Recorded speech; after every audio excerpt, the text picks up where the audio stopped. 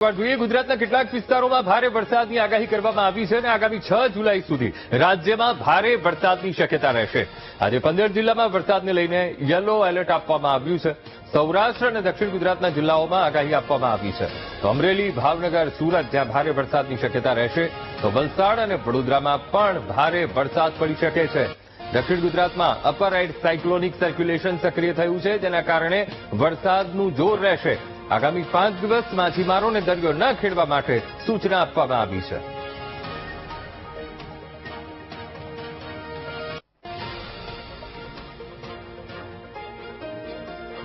પંચમહાલના હડપ ડેમમાં પાણીની આવકમાં વધારો અને હડપ ડેમનો એક દરવાજો 2 ફૂટ સુધી ખોલાયો છે। ડેમમાંથી 1440 ક્યુસેક પાણી નદીમાં છોડાયું। હાલ ડેમમાં 2400 ક્યુસેક પાણીની આવક થઈ રહી છે અને હાલ ડેમની સપાટી 164.88 મીટરે નોંધાઈ છે। તો એક દરવાજો હડપ ડેમનો ખોલીને 1440 ક્યુસેક પાણી છોડવામાં આવી રહ્યું છે। હડપ ડેમના આ દ્રશ્યો સતત પાણીની આવક હડપ ડેમમાં થઈ રહી છે અને તેના કારણે એક દરવાજો 2 ફૂટ સુધી ખોલાયો છે અને પાણી નદીમાં છોડવામાં આવી રહ્યું છે।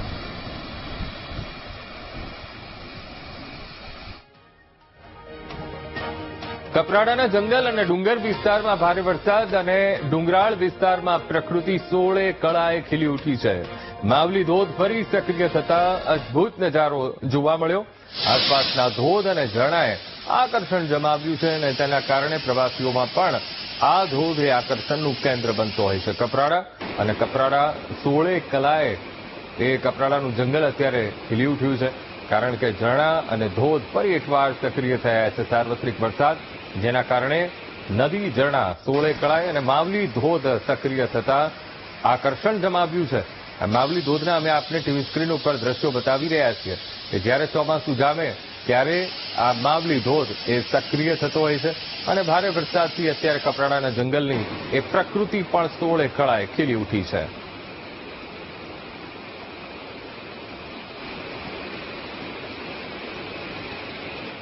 તાપી જિલ્લામાં પ્રકૃતિ 16 કળાએ ખીલી ઉઠી છે। ભારે વરસાદ અને જેના કારણે જંગલોમાં ઝરણા સક્રિય થયા છે। સાતપુડા ગિરિમાળા કે જ્યાં ગિરિમાળામાં ધોધ આવેલા છે, ધોધ સજીવન થયા છે। વાલેરી ધોધ અત્યારે આકર્ષણનું કેન્દ્ર બન્યો છે અને ધોધ સક્રિય થતા પ્રવાસીઓ ત્યાં ધોધને જોવા માટે અને સાથે સાથે પ્રકૃતિનો આનંદ માણવા માટે ત્યાં પહોંચી રહ્યા છે। તો તાપી જિલ્લો અત્યારે તાપીના જંગલો એ 16 કળાએ પ્રકૃતિ ખીલી હોય તેવા દ્રશ્યો કેમેરામાં કેદ થયા છે। વાલેરી ધોધ એ સક્રિય થયો છે, જેના કારણે પ્રવાસીઓ ત્યાં પહોંચી રહ્યા છે અને પ્રવાસીઓમાં આકર્ષણનું કેન્દ્ર વાલેરી ધોધ રહેતો હોય છે, કારણ કે વાલેરી ધોધ સજીવન થાય અને ધોધ જ્યારે સક્રિય થતો હોય છે ત્યારે એક અદભુત નજારો આ ધોધનો એ જોવા મળતો હોય છે અને જેના કારણે પ્રવાસીઓ મોટી સંખ્યામાં ત્યાં પહોંચી રહ્યા છે।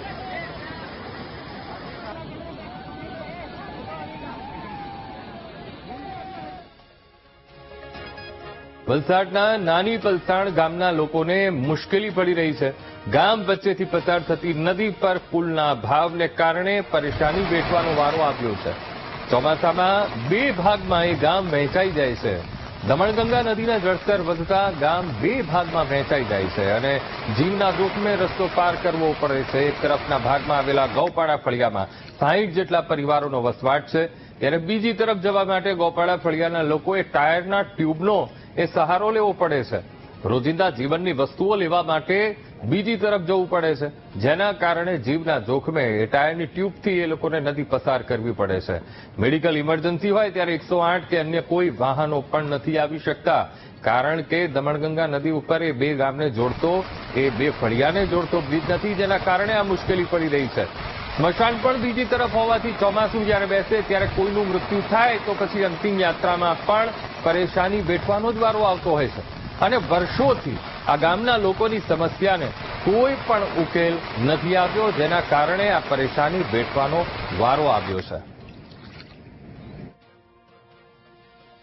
છોકરાઓ પ્રાથમિકમાં ભણવા જાય છે, એ લોકોને તકલીફ છે। નદીની પાર આવવા જવું પડશે। આ ટ્યુબના સહારે અમે આવીએ છીએ। એ લોકોને સવારે મૂકવા આવીએ ને સાંજે લેવા આવીએ ને બાલવાડીમાં નાના છોકરાઓ જાય એ લોકોને સવારે મૂકવા આવીએ ને પછી એ લોકોનો ટાઈમ થાય તો લેવા આવીએ ને અમારે જો સરકાર ને સરકારી એમ્બ્યુલન્સમાં બોલાવવા હોય તો એમ્બ્યુલન્સ મેન રસ્તા પર જ રહે ને અહીંયાથી અમે જોઈ બાંધીને નદી સુધી લાવીએ। નદીમાં ટ્યુબના સહારે અમે ઉતારીએ ને અહીંયાથી પછી 1 કિલોમીટર જેટલું મેન રસ્તા પર કાઢીને પછી લઈ આવતા છે ને ત્યાં પછી બેસાડીને એમ્બ્યુલન્સમાં લઈ જતા છે. એ લોકોને જવા આવવા માટે આ ટૂંકનો સહારા સિવાય બીજો કોઈ ઉપાય ન મળે તો એ લોકો રાશનની દુકાનમાં આવે, રાશન લઈને ટૂંક પર બાંધીને પહેલી પાર લઈ જાય તો એ લોકોને એટલી તકલીફ છે કે રોહિયાળ જંગલનું ફળિયો મોરચૌડા છે ત્યાં લગી મેન રસ્તો છે તો એ લોકોને ત્યાંથી પણ જવા આવવા માટે કોઈ ઉપાય નહીં, રસ્તાનો સુવિધા નહીં. તો એ લોકો માટે ખરેખર સરકારને અમારી એક જ વિનંતી છે કે કોઝવે અથવા તો પુલ બનાવી આપે. સાબરકાંઠા જિલ્લામાં છેલ્લા 15 દિવસથી સતત ભારે વરસાદે ખેડૂતોની ચિંતામાં વધારો કર્યો છે. ખાસ કરીને ખેડબ્રહ્મા, વડાલી, વિજયનગર અને ઈડરના વિસ્તારોમાં વરસાદનું જોર વધુ જોવા મળ્યું છે. આ ભારે વરસાદના પગલે ખેડૂતોના ખેતરોમાં પાણી ભરાઈ જવાથી પાકને મોટું નુકસાન થયું છે. મગફળી, કપાસ સહિતના પાકો પલળી જતા ખેડૂતોને આર્થિક ફટકો પડ્યો છે. સ્થાનિક ખેડૂતો હવે રાજ્ય સરકાર પાસે સહાયની માંગ કરી રહ્યા છે. ભારતીય કિસાન સંઘે ખેડબ્રહ્મા મામલતદારને આવેદનપત્ર આપી વળતરની માંગ કરી છે. આ ઉપરાંત ખેડબ્રહ્માના ધારાસભ્ય અને પૂર્વ કેન્દ્રીય મંત્રી તુષાર ચૌધરીએ ખેડૂતોના ખેતરોની મુલાકાત લઈ પરિસ્થિતિનો તાગ મેળવ્યો હતો અને તેઓ રાજ્ય સરકાર સમક્ષ આ મુદ્દે લેખિત રજૂઆત કરશે તેવું પણ કહ્યું. ખાસ કરીને ખેડબ્રહ્મા તાલુકામાં સરકારી ચોપડે લગભગ 12 ઇંચ કરતાં પણ વધારે વરસાદ નોંધાયો છે. પણ વાસ્તવિક પરિસ્થિતિ એ છે કે ઘણા ગામોમાં 15 થી 17 ઇંચ કે 18 થી 20 ઇંચ સુધીનો પણ વરસાદ જોવા મળ્યો છે.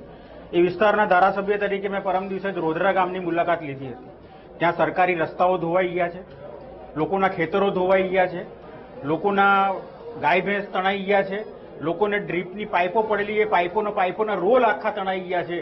એ પ્રકારનું અને જે ઊભો પાક હતો, મગફળી એ લોકોએ વાવેલી હતી, બીજા કોઈ પાકો આવેલા હતા, એ પણ મૂળથી સાફ થઈ ગયા છે અને વ્યાપક પ્રમાણમાં નુકસાન થયું હોવા છતાં પણ સરકારમાં રજૂઆતો થઈ હોવા છતાં પણ તલાટીએ પણ જાણ કરી હોવા છતાં પણ હજી સુધી ડિઝાસ્ટર મેનેજમેન્ટ કે સરકાર દ્વારા કોઈ પણ પ્રકારની કાર્યવાહી, કોઈ સર્વે કે આર્થિક મોજણી કે કશું જ કાર્યવાહી કરવામાં આવી નથી. સાબરકાંઠાના ખેડબ્રહ્મામાં મકાનની દિવાલ ધરાશાયી અને દિવાલ ધરાશાયી થતા 2 બાળકોના મોત થયા છે. એક બાળક અને એક બાળકીનું મોત થયું છે. ભેજના પગલે કાચું મકાન અને આ કાચા મકાનની દિવાલ એ ધરાશાયી થઈ હતી. અને એક બાળકને ગંભીર ઈજા પહોંચતા હોસ્પિટલમાં દાખલ કરાયું છે, જ્યાં સારવાર તેની ચાલી રહી છે.